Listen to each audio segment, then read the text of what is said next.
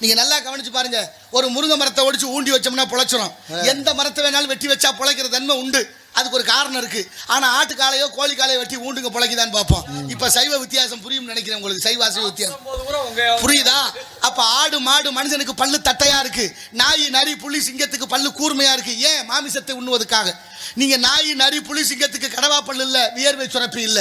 ஆடு மாடு மனுஷனுக்கு கடவா பல்லு இருக்கு, வியர்வை சுரப்பி இருக்கு. சைவத்துக்காக படைக்கப்பட்ட உடம்பு இந்த உடம்பு.